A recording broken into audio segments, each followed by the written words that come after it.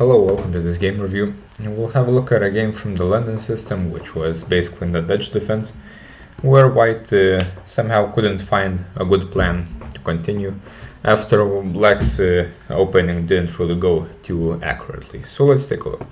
And also, this is a 10+0 game, and I'm saying this as a disclaimer because it might explain why some blunders happened and why the game went how it went. So it started as a London system, and Black played this rather bad move f5 on move 2. He could just develop pieces normally and try to play a solid game, but now after f5 he's just pushing pawns in the opening without any reason. He completely weakened the square on e5.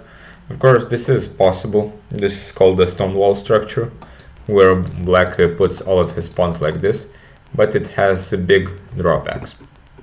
So e3 happened, e6, knight f3, knight f6, and here White plays this strange move h3. Of course, it's kind of typical for the London system to play this move to hide the bishop on h2, but this is kind of very stereotypical. We shouldn't play like this when we're trying to improve.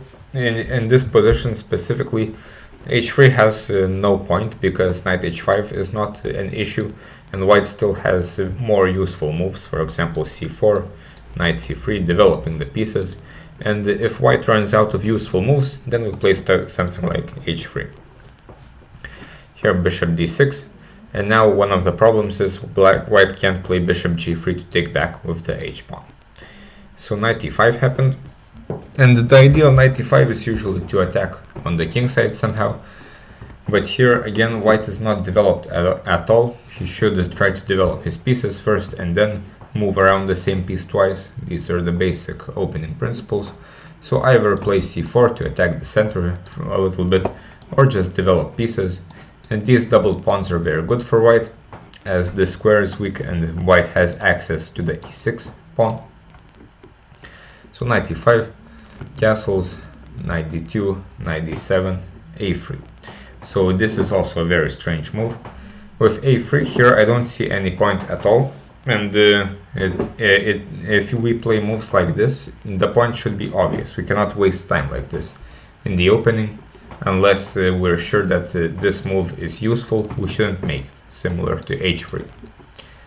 Knight e4, c4. So now White is playing the queen's gambit somewhat. Knight f6, and here firstly White takes, and in general taking here in the Stonewall is not very useful unless Black cannot take back with the e-pawn, for example when f5 is weak, but this is not the case. And here after Black takes back, now we have exchanged Black's terrible pawn on e6 for our good pawn on c4, and also we have extended the diagonal for the bishop, and the weakness for Black is gone. Here White could already create a big advantage on the queen side with c5, and now with a3 as well he can roll his pawns on the queen side, and he can claim a big advantage there. Instead cd, ed, bishop e2, this is somewhat modest. White also has the idea of playing g4, but now if this bishop opens it's a bit less likely. c6, castles g5, bishop h2, bishop e6, and here White plays this move f4, which is not a very good move because it completely kills White's bishop on h2.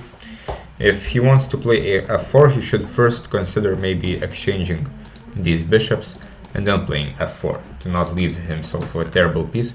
But in general it's not clear why f4 is even played, because e5 is completely defended, and this square on e4 should be attacked, maybe with f3 to take away the square, and White can continue improving his position somehow, and with Black's king somewhat open, White can claim some advantage. But after f4, White doesn't really have anything anymore, because both sides have a good knight. g4 happens, and a few moves later, at this point White could be a bit better if he just takes on f8 and continues developing with bishop d3. He can put his bishop on f4, the queen can come out to h4, this rook can come to f1, and Black's king is very weak, and also White has this passed pawn on e5, and also the bishop there, so white is better. But in the game what happened was bishop g4, which is very hard to understand, because this pawn was simply defended, and it has been defended for quite a while by the bishop on this diagonal, so it's not clear how white gave up his bishop in one move. And from here nothing really happened. Black just realized his advantage of a piece. Technically black almost has two pieces, because this bishop is completely dead. And in opposite colored bishop situations, if black plays in the light squares, as he is doing right now, this bishop will not really have much influence. So the rest of the game is not entirely interesting, but I thought it's important to understand some plans in these structures. f4 is not really a good idea. White can use this square, while black cannot really use this square. White should at some point put the pawn on f3. Also, taking here was really not very useful for white. This pawn on e6 should stay on e6. And white can play on the queen side, or just play even g4 on the king side, something like this to play rook g1 and attack, though moves like a3 and h3 and knight d2 don't really help in the attack. We should have played a bit more quickly. For example, here, let's not play h3, let's just play c4, knight c3, bishop d3, and follow the opening principles and not move around the same pieces twice too much.